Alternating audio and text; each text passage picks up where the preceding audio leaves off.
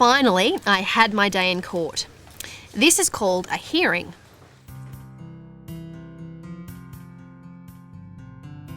On the day of the hearing, you should check the court list and see what courtroom you're in. The listings should also tell you who will be hearing your case. It's usually done by an assessor or a magistrate. A magistrate you call Your Honour, and an assessor, well, you just call them Assessor. You go in, sit at the back of the court and wait your turn. All right, let's move on. Richard and Hanson.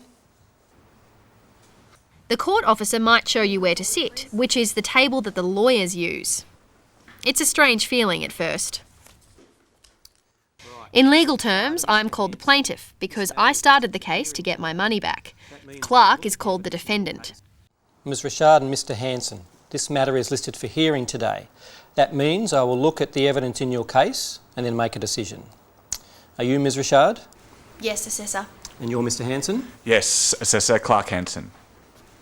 All right, now case management orders were made in this matter that you were to exchange statements and evidence with each other 2 weeks prior to this hearing date. Have you each received the other's evidence? Yes, Assessor. Yes, Assessor.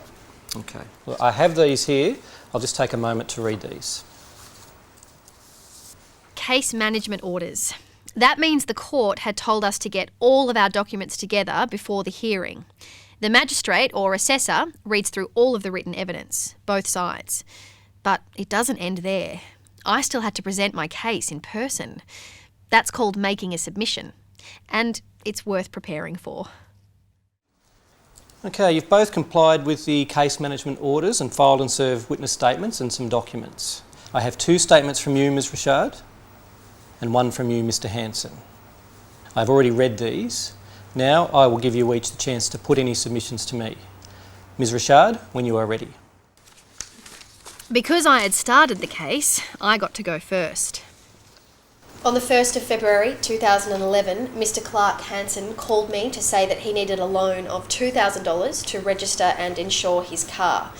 I loaned the money to Mr Hanson, and in my statement I explained how I gave him the money and how he told me that he would pay it back. I had to explain the main things I wanted the assessor to know about my case. I had notes written down and I could look at them, but it's not good practice to just read your statements. Try to emphasise the strong parts of your case. The day I loaned Clark the money, my uncle was there. He heard the conversation with Clark and he heard him say that he'd pay me back when he started his new job. In the witness statement that my uncle has supplied, you'll see that Clark agreed to pay the money back before Easter.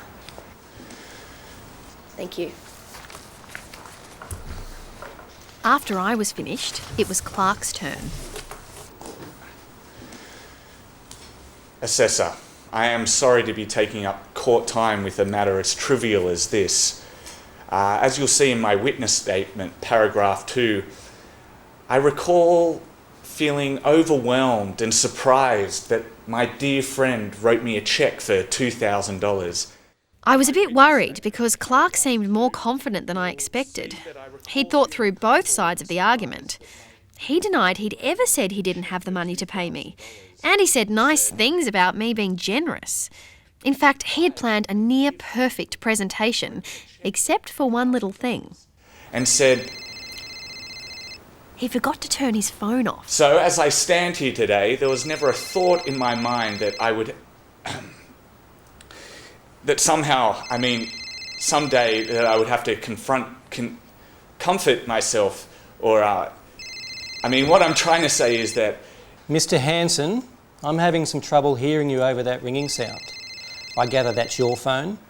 Yes, sorry, Your Assessor. Yes, it's my phone. I'll just turn it off here. It normally goes straight to message bank. I'll just... Yep, there.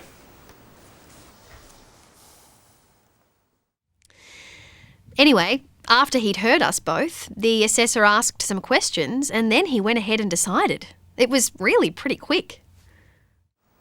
Right. Ms Richard, Mr Hanson, I'm ready to make a decision in this matter.